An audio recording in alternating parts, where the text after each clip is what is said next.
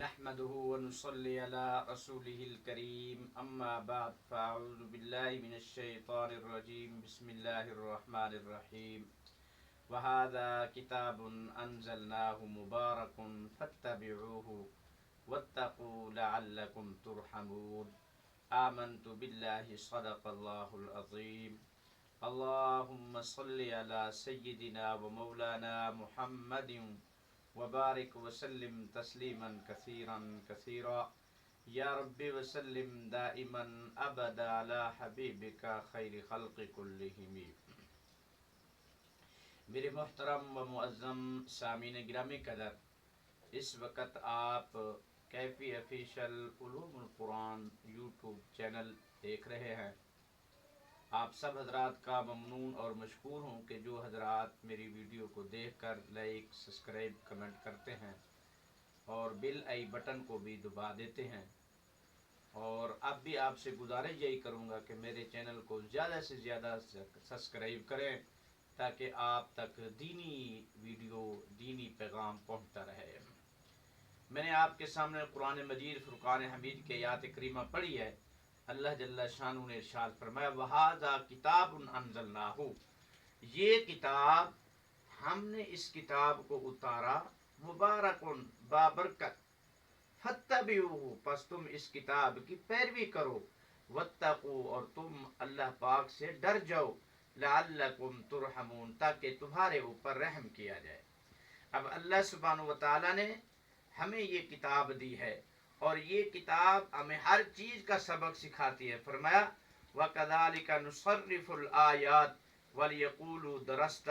وَلِنُبَيِّنَهُ لِقَوْمٍ يَعْلَمُونَ کہ اللہ پاک نے اپنی پاک کلام کے اندر بار بار آیاتیں بیان کی تاکہ ہر آیات سن کر، بار بار ایک پیغام سن کر ہمارے دل میں اس پیغام کی عظمت آ جائے۔ مثال کے طور پر بار بار اللہ سبحانہ وتعالیٰ نے قرآن پاک کے اندر ارشاد فرمایا وَإِلَٰهُكُمْ إِلَٰهٌ وَاحِدٌ وَإِلَٰهُكُمْ إِلَٰهٌ وَاحِدٌ وَإِلَٰهُكُمْ إِلَٰهٌ وَاحِدٌ قُلْ هُوَ اللَّهُ أَحَدٌ اللَّهُ الصَّمَدُ يَا أَيُّهَا النَّاسُ اعْبُدُوا رَبَّكُمُ الَّذِي خَلَقَكُمْ۔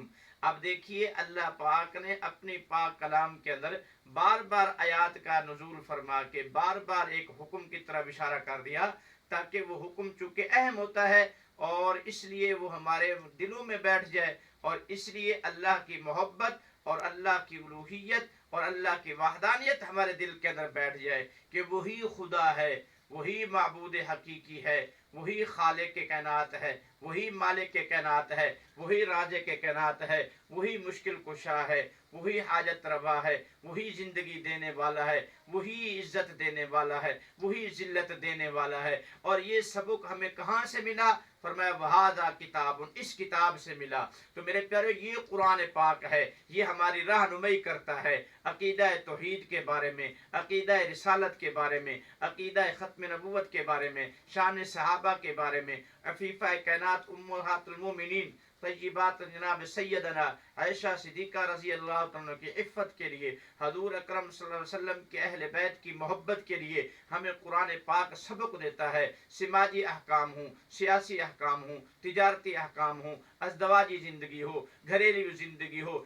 جتنے بھی میرے پیارے دنیا کے اندر ہمارے ساتھ جو عنوانات ہیں، ہمارے ساتھ جو ماشاءاللہ ہمارے مسائل ہیں، سب مسائل کے ساتھ ساتھ حکم ربی جڑا ہوا ہے۔ اگر ہم اس حکم پر عمل کریں گے قرآن کی روح کے مطابق، انشاءاللہ پھر ہماری زندگی کے اندر برکتیں آئیں گی۔ اگر ہم نے قرآن سے رخ موڑ دیا، قرآن پاک سے ماشاءاللہ قرآن پاک سے پیٹھ پھیر لی، قرآن پاک کے احکامات کو نظر انداز کر دیا، اور قرآن تو ہمیں حکم دیتا ہے توحید کا، قرآن تو ہمیں سبق دیتا ہے ایک اللہ جل شانہ کی عبادت کا، اور ہم جو ہے نا بتوں کی عبادت کرنے لگ جائیں، ہم غیر اللہ کو سجدے کرنے لگ جائیں، غیر اللہ کی منتیں ماننے لگ جائیں، تو میرے پیارے ہم حکم خدا بندی کو چھوڑنے والے بن جائیں گے۔ جب حکم خدا بندی کو چھوڑنے والے جائیں گے تو فرمایا فَأَنَّا تُؤْفَكُونَ، پھر اللہ کا قرآن کہتا ہے اب تم کہاں بھٹکے جا رہے ہو، کہاں بھٹکے جا رہے ہو؟ کل قیامت والا دن ہوگا، اللہ پاک خود کہیں گے قُلْ هَلْ مِن شُرَكَائِكُمْ، کہاں ہیں وہ لوگ جنہیں تم نے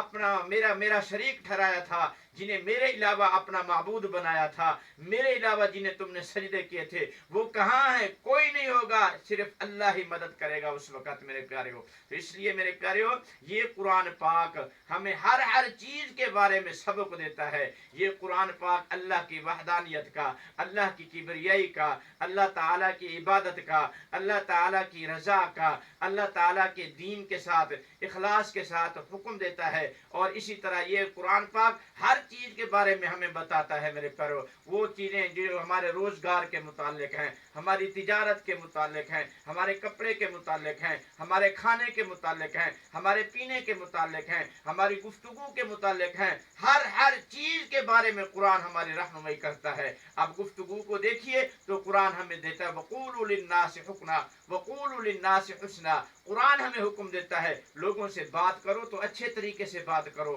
قرآن ہمیں حکم دیتا ہے وَلَا تَقْرَبُوا مَالَ الْيَتِيمِ، یتیموں کے مال کے قریب نہ جاؤ۔ اور قرآن ہمیں حکم دیتا ہے وَلَا تَأْكُلُوا أَمْوَالَكُمْ بَيْنَكُمْ بِالْبَاطِلِ، کسی کا مال نجائز طریقے سے، باطل طریقے سے، دھوکے کے ساتھ مت کھاؤ۔ قرآن ہمیں حکم دیتا ہے وَلَا تَأْكُلُوهُ إِسْرَافًا، قرآن ہمیں حکم دیتا ہے کہ فضول خرچی نہ کرو۔ قرآن ہمیں حکم دیتا ہے میرے پیارےو، کیونکہ فضول خرچی یہ شیطان کے بھائیوں کا کام ہے۔ آج ہم کیا کرتے ہیں میرے پیارےو؟ اپنی ضرورت کے مطابق تو لاکھوں روپے خرچ کر دیتے ہیں، اور جہاں دینی ضرورت ہو وہاں ہمارا ہاتھ تنگ ہو جاتا ہے۔ ہم یہ سمجھتے ہیں کہ کہیں یہ ہماری فضول خرچی نہ ہو۔ نہیں میرے بھائیو، دین کے اوپر خرچ کرو، علماء کے اوپر خرچ کرو، دینی مدارس کے اوپر خرچ کرو، دینی مساجد کے اوپر خرچ کرو، اور کوشش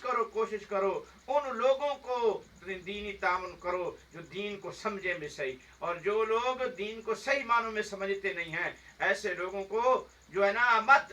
اپنا مرکز بناؤ، مت انہیں اپنا پیشوا بناؤ، وہ خود بھی ظلم کریں گے، اور قطع نہیں ان کے ظلم کی وجہ سے کل قیامت والے دن تم بھی پکڑے جاؤ گے۔ تو بہرحال کہنے سننے کا مقصد یہ ہے وَهَذَا كِتَابٌ أَنزَلْنَاهُ، اس کتاب کو ہم نے نازل کیا بابرکت طور پر، فَاتَّبِعُوهُ، تو قرآن کا ایک ایک حکم میرے پیارے ہو، چاہے وہ توحید کے متعلق ہو، چاہے وہ قیامت کے متعلق ہو، چاہے وہ رسالت کے متعلق ہو، چاہے وہ کھانے کے متعلق ہو، چاہے وہ پینے کے متعلق ہو، چاہے وہ مردوں کے متعلق ہو، چاہے وہ عورتوں کے متعلق ہو، چاہے وہ بیٹوں کے متعلق ہو، چاہے وہ بیٹیوں کے متعلق ہو، چاہے وہ گھر والوں کے متعلق ہو، چاہے وہ گھر والیوں کے متعلق ہو، جتنے بھی احکام شرع ہیں، ہر حکم کو اللہ پاک نے بیان کیا۔ اب ہمیں کیا حکم ہے؟ ہم کو جیسے پتہ چلتا جائے، قرآن ہماری رہنمائی کرتا جائے، ہم قرآن کے اوپر عمل کرتے جائیں گے۔ تو جب انشاءاللہ ہم اس قرآن کے اوپر عمل کرتے جائیں گے تو انشاءاللہ اللہ پاک ہماری دنیا بھی بہتر بنائیں گے، آخرت بھی بہتر بنا دیں گے۔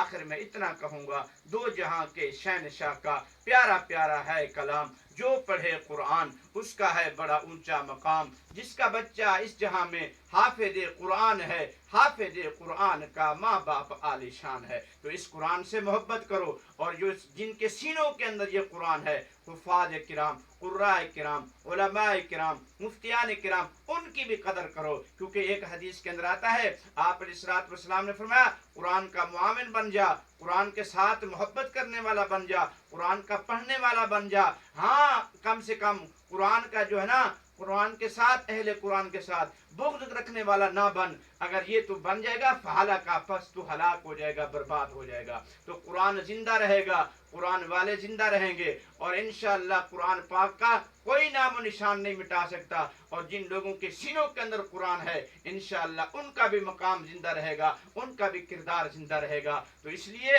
قرآن پاک کے ساتھ جڑیں، قرآن پاک کی تعلیم کو فروغ دیں، اور قرآن پاک کی جو تعلیم دینے والے علماء کرام، حفاظ کرام، قراء کرام، ان کی دل و جان سے عزت کریں، اور ان کے ساتھ دل و جان سے محبت کریں، تاکہ وہ دل کے ساتھ قرآن پاک کی اشاعت کریں گے، جو میرے اور آپ کے لیے وہ صدقہ جاریہ بن جائے گی، میرے اور آپ کے لیے انشاءاللہ قیامت والے دن اللہ کی رضا کا سبب بن جائے گی۔ وآخر دعوانا الحمدللہ رب العالمین۔ آخر میں آپ سب حضرات سے ریکویسٹ کروں گا، اگر آپ نے میرا یہ یوٹیوب چینل کیفی آفیشل علوم القرآن 691 کو اگر آپ نے سبسکرائب نہیں کیا، اگر آپ نے لائک نہیں کیا، براہ کرم کر کے میرے اس چینل کو لائک بھی کریں، سبسکرائب بھی کریں، اور بیل آئی بٹن کو بھی دبا دیں، تاکہ ہر آنے والی ویڈیو آپ تک آسانی کے ساتھ پہنچے۔ جہاں رہیں خوش رہیں، جہاں رہیں آباد رہیں، دعاؤں میں یاد کیجیے، اپنا خیال کیجیے۔ اللہ حافظ۔